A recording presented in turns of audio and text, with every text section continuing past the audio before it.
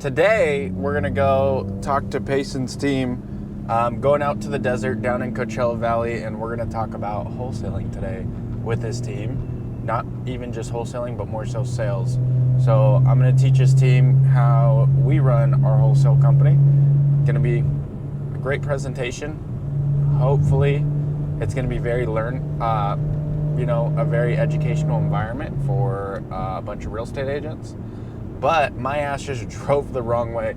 I am in Temecula right now, was supposed to go through the back roads to rip the car around, and absolutely messed up where I'm supposed to go. So now I am on an hour and 30-minute detour, so I should be landing right at 9 o'clock, 9:03 arrival. So gonna hop in, get right on it. Dot, and we made it. So let's get it popping. Is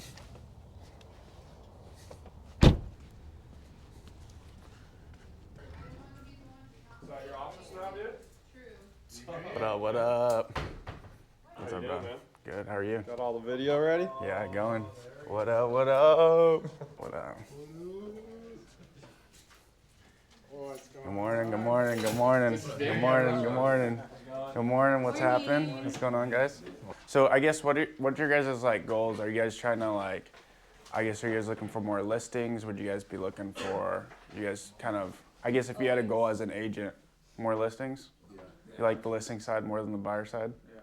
I would imagine. Yeah. I would imagine. Okay. Either. Well, I kind of want to tailor this kind of to a little bit of what I do, and then likewise how it can help you guys. So, especially on the listing side. So, I guess to give y'all some background, we'll just start off.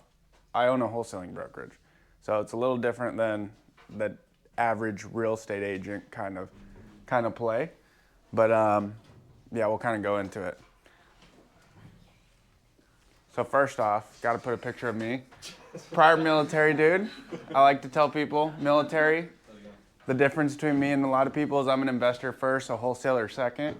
I own 12 storage facilities, 2 that I own with Payson, 2 Airbnbs down in Austin. I do a few flips and a lot of fun shit. Full-time husband, part-time idiot. You'll learn that about me real quick when it's not real estate. What makes us unique is we have multiple solutions, and I'll go into that because this is where I really, really want you guys to dive in and not just have a listing on your tool belt or be able to sell a home, being able to create wealth at the end of the day. Investor-minded, great for our buyers. Investor-minded to build wealth for ourselves is what makes us unique. And then wholesaling. Are you guys familiar with wholesaling? Okay. I just put it in there for those of you that may not. It's basically the process of, if you go on Google, it'll say making money quickly. But essentially, whenever I get a deal under contract in the 30-day timeline of when you guys have a due diligence or closing period, I'll assign that contract to an investor. So a lot of the times, either we'll tell the seller we're going to wholesale it, sometimes we don't. But what we'll do is we'll get that contract signed. It will say Danny's the buyer, and then behind the scenes, I'll be talking to my investor. Hey, we have this really smoking deal. Would you like to buy it for, I lock it up at 100. I sell it to my investor for 130. I make 30K spread, 30 days. Don't have to deal with any listings, nothing like that. That's basically essentially what a wholesale is. This is a wholesale process. So from the beginning to the end, a quick overview is generally what we do is I set the appointment. So what you guys would be doing on cold calls, you're always setting an appointment. You're cold calling, hey, my name's Danny. I'm part of the Obsidian group. Want to see if you guys were considering selling your property. You're setting the appointment. After that, once you get an appointment signed, you get someone interested, you set them to the closer. So I have a team in Colombia. They set appointments for me. They all find me people that want to sell their home. I'm the closer. I'll start calling them. Hey, what's going on? Want to see, it seems like you're considering selling your property. Either I'll deem if I want to set an appointment to go see the property or if I want to just make an offer right then and there. Once I get the contract signed, that's when I find the buyer, as I was telling you guys before. I'll reach out to my list of buyers, send them a text, hey dude, I got this property. You guys interested? Yeah, get them through the property. And then I'll assign it in that 30 days and close it. So what does it mean for you? Wholesaling's less headache. If you own your own brokerage, if you own your own wholesaling company, rather than dealing with a bunch of listings and dealing with the day-to-day of Nancy, the fucking seller that just pisses everyone off. Yeah, you don't have to do showings. You don't have to deal with buyer's agents that also don't know what the fuck's going on. And you get to create your own fee. So that's also sick. Our products. So this is what I'm going to really stress on today with y'all is, like I said, the listing is one product. The listing is a tool, right? For us, we have a cash offer. We have novations, which is kind of like a flip without buying a flip. We can get into that at some point, but I don't want to get too into it. Creative offers, I just helped Tally create a seller finance offer this other day to pitch to an investor or pitch to a seller. And what that does is it creates wealth for him without having to go to a bank. And then the listing. And the reason why we have all these is because when I make a pitch, I'm usually telling them, hey, you know, I'm looking to buy this property myself, which is true. Usually I'm looking to buy the property. If it's a property that doesn't fit my criteria, I'll wholesale it.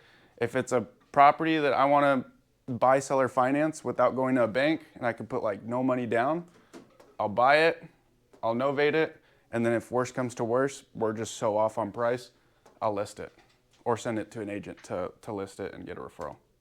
So this is the difference and kind of like what I was telling you. Our cash offer is always going to be our lowest offer. I'm going to lowball people with a cash offer. It's a 15 to 30 day close. So for that reason, my pitch always starts with a cash offer whenever I'm closing. The middle offers, depending on if they have a mortgage on the property, I'll do a seller finance. If they don't, if they do, I'll do it subject to assume their loan. Novations, it's another play that kind of like I was saying, a flip, where we can go a little bit higher on price. Payson's doing a novation listing right now. And then listing, this is like highest offer. So what you guys get on almost all cases, if they're just like, I want market value, I want to sell my home for as is market value, then I'm just like, okay, no worries. Maybe I'm not the best buyer for you in this case, but I could still list the property for you. How to find deals. So a lot of it's going to come from cold calling. It's the cheapest form of doing it. And I think it's the essence of sales. If you can talk to people, you can get in front of their face, you can, you know, kind of flirt with them, make sure that it's all good. You can do a lot in this. So cold calling's like, you got to be a beast in cold calling. If you want to get good at not only the listing appointments, getting listings, but also like finding deals, building wealth for yourself, you got to be a charmer. Other methods, more expensive, after cold calling, SMS. We run an SMS campaign where we have people, I have a girl in the Philippines that responds to all of our text messages. Once we find interested buyers, she sends it to our team in Colombia, and then they will qualify the lead and set the appointment, and then I'll go close them. After that, door knocking, really high converting, but a lot of fucking work. Mail, that's gonna get more expensive. You're paying $5,000, $10,000. Here and SMS are kind of the same. And then PPC and Facebook ads, really freaking expensive. But when you do them, you're getting, these two create the biggest, warmest leads. If you ever do them, highly suggest them because these people are calling into your office telling you like, hey, or into Obsidian group saying, hey, I need to sell. So there's more motivation compared to a cold call. They're absolutely cold. SMS and email, they're kind of cold, kind of warm.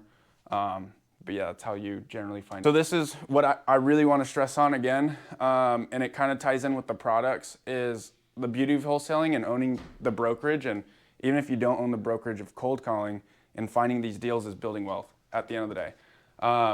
There's short-term capital, mid-term capital, and long-term capital. And what I mean by that is like the cycle of wealth creation. So like listings and wholesales, they're generally 30 to 45 day transactions. So if I go find a wholesale and I'm like, dude, doesn't meet my criteria, I'd rather go make 20, 30K. I'm gonna sell it in 30 days, collect that 20, 30K and run. But if I see one and I'm like, dude, Payson, you put 30 down, I'll put 30 down, and we'll go fund this repairs, and we'll go do a flip, and we're gonna make double our money, but it's in 3 months, then I'm gonna tell Payson like, dude, let's go do this. It's a midterm play. It's gonna take three to 6 months to sell, but dude, we'll probably make 50, 60K at the end of it. Like, why wouldn't we do that? Long-term capital. So this would be like rental properties, businesses, storage facilities, all the stuff that we own. These are long-term plays. You're gonna hold them for a while. Examples would be the Airbnb, the storage facilities that we own. It creates generating cash flow and or giant equity for you in the long run so you can build wealth. But all this is produced through cold calling, through wholesaling, through just finding leads. You're gonna be able to figure out, hey, what's going on, kind of be a sourcer of deals, kind of figuring out what's the best way to move capital and how to create wealth. Go for it. So what's cool is like Danny and I solely started with doing stuff that was the short-term capital, and then now we've been able to move into long-term capital stuff. So like with everyone, especially if you're newer and you don't have, money sitting in the bank just yet, really focus on this stuff because you need those, short-term spreads, those big gains that happen in short periods of time. What's cool about our team here is we're real estate agents, but we also love investments. So like say if you guys are cold calling, what I think would be the best thing for anyone that is doing something like cold calling, or say you're going into just an interested seller, we could look at it from a few different ways. We could look at it where, hey, we can make an offer on it and the team could essentially flip it and you guys list it on the backside.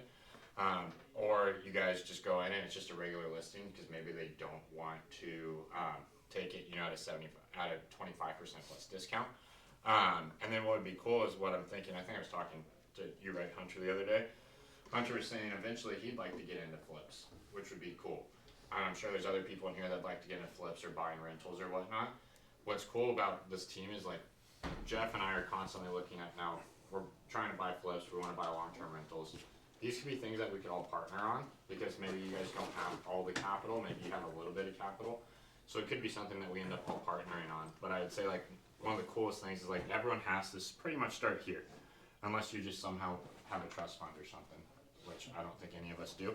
So you pretty much have to start here, and then it's just being creative because a lot of times people maybe sometimes Hunter, I know you cold call all the time. I know Tally does too. Like when you guys call, sometimes people are like, no, we don't want to list our house.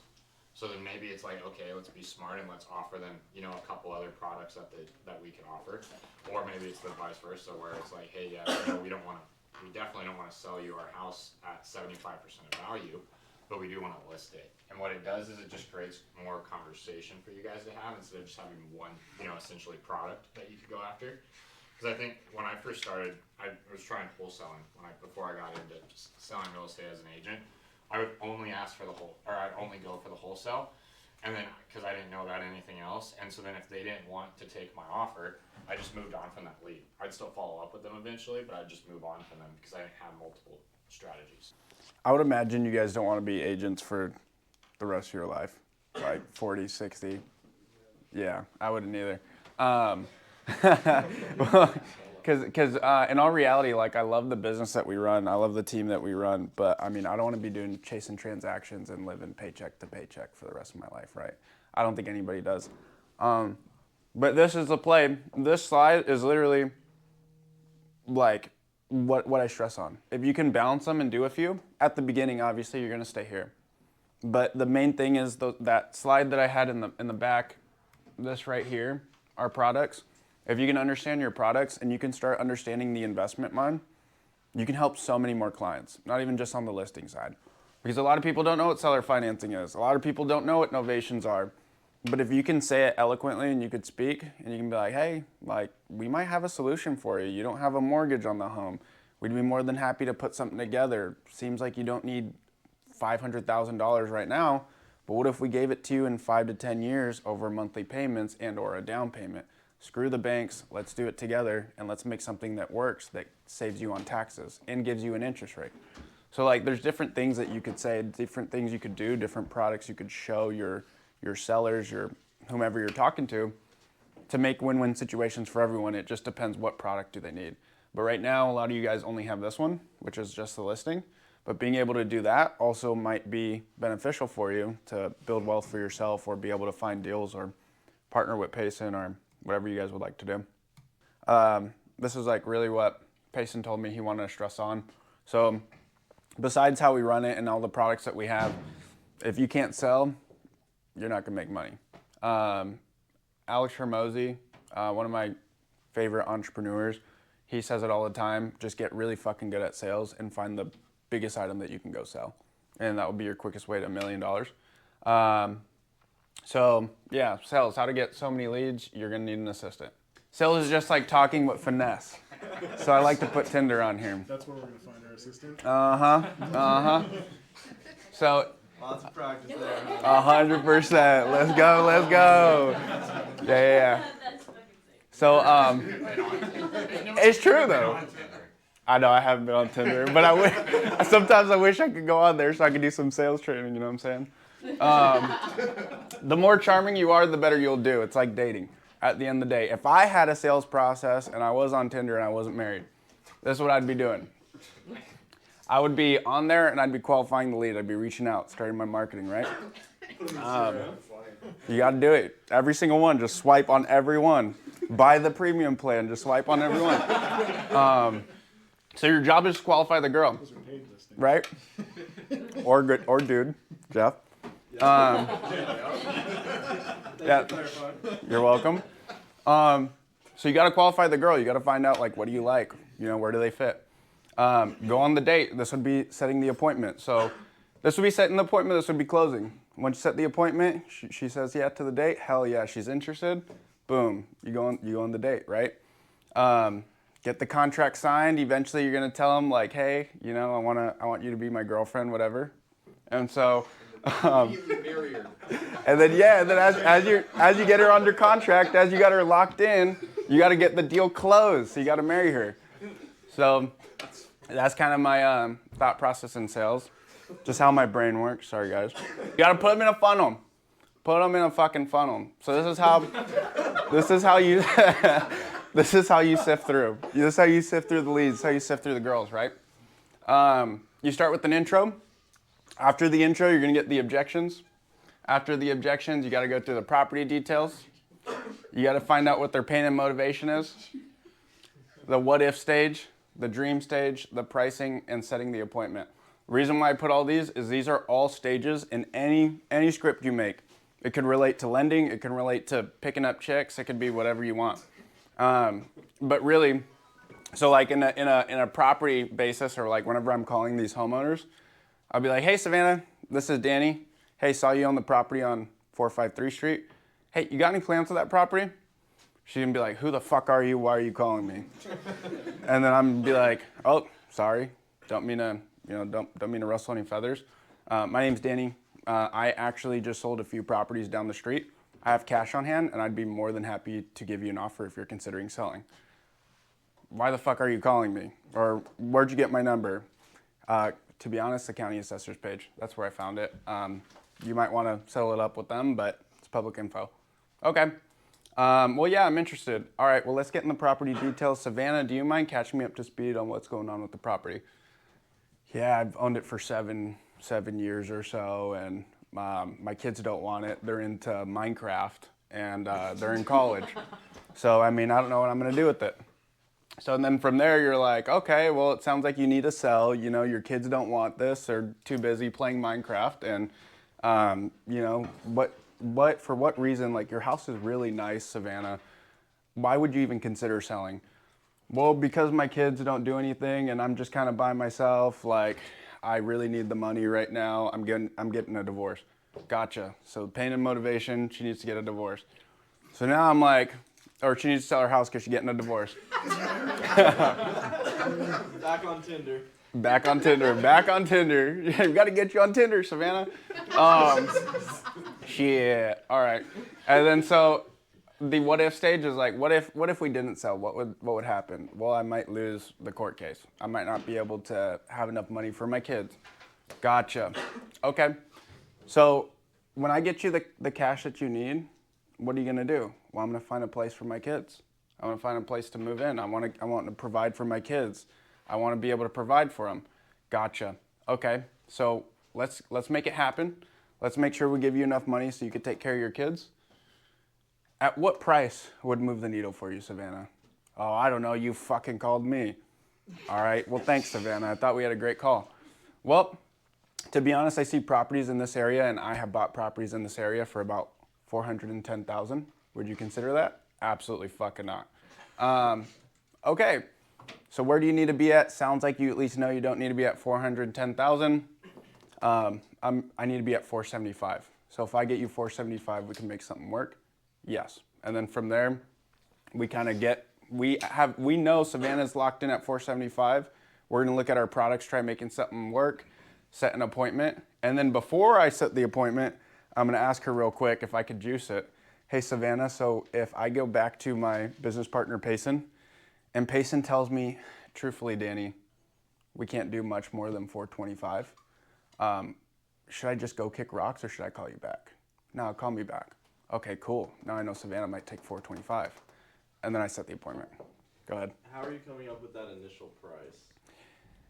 Zestimate, 70%. 70% is estimate, or as market value, is usually my cash offer. Initial. It can get more detailed, but at least my agents, I just tell them, Zestimate, 70% cash offer. And then 85%, because I know in my market usually, if I'm actually I have them do 60% in my market. I know we can get 60% and I know we can go as high as 85% in my market. So what I usually tell them is start at 60. If they're like absolutely fucking not, that's terrible, which they most of the time do. That's when I say, okay, no worries. Well, where would you need to be at? They give their price first. Once they give their price first, you're winning, because then you know like, okay, where's the throttle? And then you mess with that throttle to see if you can push it a little bit before I, the closer, get on the call. So the appointment setter goes through all these phases to gather information. You're just gathering information to pass to the closer. Once you gather all that info, I, the closer, when I come to make my offer, hey, heard you talk to Payson on the phone. Yeah, he's a great kid. Well, you know, we want to be able to get you an offer that works for you. I know he said that you needed 475. Seems like at cash we're going to be at 436, and then see what they say, and then kind of walk around from there, or do an in-person appointment, shake their hand, see if that works better, and kind of figure it out from there. But the main part is setting the appointments. This is what you guys are doing on the listing side, but you can create your own script with literally just these stages, which I'll show you guys my script and how we navigate through things. But just with these stages alone, if you follow those, you'll have enough detail to find out why do they need to sell with the pain and motivation. The property details is more so just to get a better idea. If you really need to crunch numbers and be competitive versus other people, this is going to help you get that competitive edge. The pain is going to be able to listen, really find out why they need to sell, how you can fit their need. The what if and the dream stage is kind of like tactics, so you can be like, hey, I know you don't want that offer, but I mean, this is great for you to find a new place to help your kids to move on to the next part of your life. So basically you're just gathering all the info that you can, so that way you can make the best offer. Any question? Lorem ipsum dolor sitamet. It's Korean. So first thing when you're closing them, so this is, I know you guys are appointment setters as of right now, but eventually, if you do get into the closing, or if you close too, because you could do both, it's preferred not to, but you could do both. You want to reconnect the conversation. Hey, heard you talk to Jeff. It sounds like you really need to sell. Really sorry what's going on, but we're here to save you.